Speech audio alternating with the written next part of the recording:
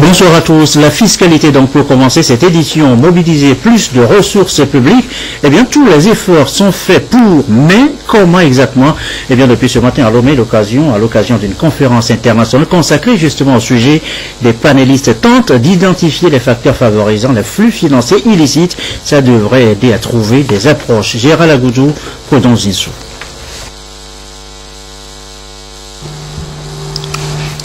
Le continent africain enregistre d'énormes pertes fiscales ces dernières années, dues essentiellement aux flux financiers illicites, soit un manque à gagner de plus de 50 milliards de dollars par an depuis 2000, ce qui fragilise les trésors publics.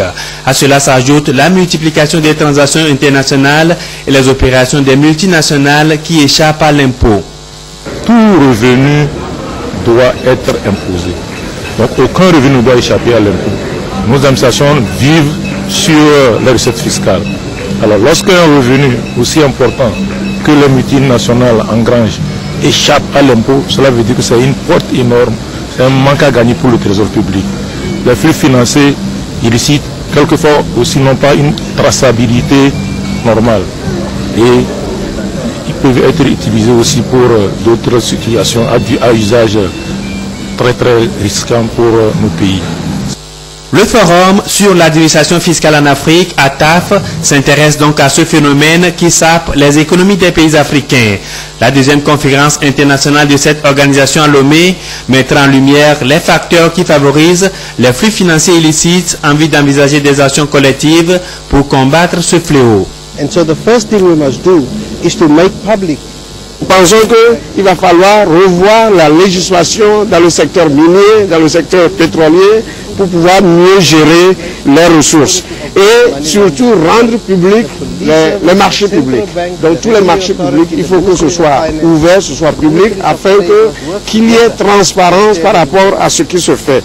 Et il est question également aussi d'avoir une législation ferme qui puisse véritablement lutter contre le blanchiment d'argent.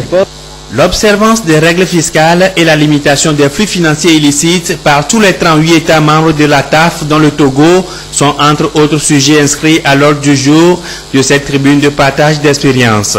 Ces assises permettront également d'asseoir un outil efficace et efficient d'accompagnement des administrations fiscales africaines en vue d'une meilleure mobilisation des ressources publiques. We share experiences and of course we also Il est question de voir comment partager les expériences, les expertises en la matière. Je veux bien dire pour ce qui est donc de l'observation des règles fiscales de part et d'autre du continent africain et donc la nécessité de travailler ensemble pour pouvoir réussir ce défi. S'agissant donc du deuxième sujet, l'intérêt c'est de pouvoir mener des audits conjoints par rapport aux différentes administrations fiscales en Afrique et de pouvoir relever la base de l'assiette fiscale. L'efficacité et la performance des administrations fiscales constituent un véritable gage de l'émergence économique de l'Afrique. Le Togo, de son côté, a fait du chemin dans la lutte contre les flux financiers illicites à travers d'importantes mesures, notamment la création de l'Office togolais des recettes. Pour sa part, le gouvernement togolais ne ménagera aucun effort pour vous apporter le soutien nécessaire au bon déroulement de cette rencontre fiscale de haut niveau. Sur la base du programme des exposés qui vous seront présentés et des travaux en atelier prévus pour une mutualisation de vos expériences, je suis persuadé que les recommandations de cette rencontre permettront aux dirigeants et cadres des différents pays ici présents d'acquérir des outils adaptés qui vous mettront au diapason des meilleures pratiques actuelles dans la maîtrise des flux financiers illicites. La conférence de Lomé envisage de nouvelles perspectives sur la conformité des multinationales en Afrique ainsi que l'instauration d'une meilleure transparence au niveau des entreprises. Un engagement qui permettra d'alléger le fardeau des contribuables et garantir le respect des obligations fiscales. Autre sujet de l'actualité ce soir, l'aménagement du territoire, la décentralisation, sujet évoqué aussi ce soir en rapport précisément avec le développement. Quel rôle, quel degré d'implication pour les députés togolais? Eh bien voilà cela avec cette rencontre de parlementaires et d'acteurs des ministères concernés. Au premier chef, un reportage de Ramdan Bassina. L'on ne peut parler du développement sans un aménagement du territoire et une décentralisation bien définie. Au Togo, des dispositions constitutionnelles sont prises et une politique nationale de l'aménagement est mise en place pour inclure toutes les couches dans ce processus si cher au gouvernement. Les députés étant les représentants des communautés, ils sont conviés à cette rencontre pour apporter leur contribution en vue de l'aboutissement effectif de cette démarche.